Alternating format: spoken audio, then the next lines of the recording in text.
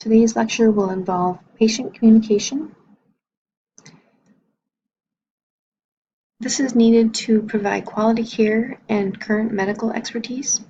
Technologists must be attentive, personal, and interactive with patients in order to obtain an accurate patient history and explain the exam. Many healthcare organizations focus on time to complete exams in order to stay competitive and make profits from patient volumes. Time with individual patients sometimes seems very limited. The total examination time decreases as communication increases, and patients expect quality services such as how workers communicate with patients through the entire visit, how patients and families are treated by staff, and the type of information that is received by the patient.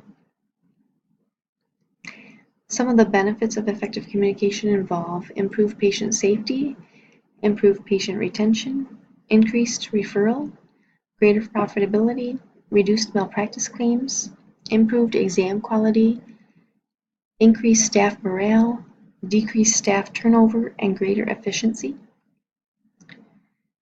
Communication is the process of creating meaning, and meanings are contained within the message being delivered. There's approximately 40 to 60% of the meaning lost between the sender and the receiver. Some of the barriers to communication include language, which is your choice of wording, power struggles, misreading of body language, tone, or other nonverbal forms, fuzzy transmission, receiver distortion, assumptions, preconceptions, past experiences, or cultural differences. Approximately 90% of the meaning of communication is from nonverbal cues, which are included in 5 categories: visual, tactile, vocal, use of time, space, and images, and objects or values. Body language includes facial expression, eye contact, posture, and gestures, and the face plays the largest role. Eye contact is important because people who seek eye contact while speaking are more truthful, and gazes of longer duration can make the task feel less important. Posture indicates a level of confidence, aggressiveness, fear, guilt, or anxiety. Tactile communication involves the use of touch to show meaning. Could be a handshake, a pat on the back, or a hug. This is a powerful tool to show caring, but be cautious not to have it be interpreted as a sexually charged communication. The meaning of words can change with the tone of the voice. Time means on time, late, or early. Space is the area surrounding individuals, and there are 4 types of distance. An intimate distance is 18 inches or less, which is used for confidential matters. A personal distance is 1.5 to 4 feet and used as individual comfort zone. Social distance is 4 to 12 feet, used for business discussions and social conversations. Public distance is 12 feet or more, and usually involves a louder voice and a formal style of language. Members of different ethnicities interact differently, and age affects how close people stand and how they interact, and sex also affects the interactions. Quality of care can be determined by the cleanliness of a waiting area, cleanliness of staff, and of the scan room. Some practical advice. Communication is a two-way process. You must be a speaker and a listener.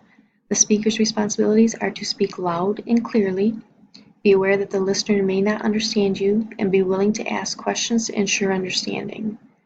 The listener's responsibilities include let the speaker know if it is loud or clear enough. Let the speaker know if you are listening and that you need clarification if needed. Some communication habits to avoid. Don't use false reassurance. Always offer comfort. Don't ignore patients' wishes. Instead, show empathy. Don't speak like talking to a child because it can be seen as insulting or disrespectful. Don't assume a non-responsive patient can't hear. Speak as if they can. Don't carry on a separate conversation in front of the patient. Don't think being a professional means being cold. You can share your personality professionally. And don't blame the patient, and don't use abbreviations or medical lingo when communicating with the patient. Some communication habits to adopt include be a good listener, restate what was said, and acknowledge.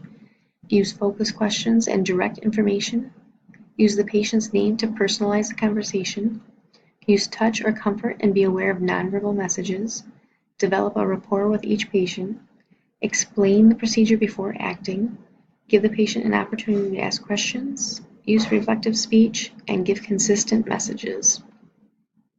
In summary, technologists must provide quality care with medical experience. Quality care requires attentiveness and personal interaction, and effective communication ensures patient satisfaction and retention.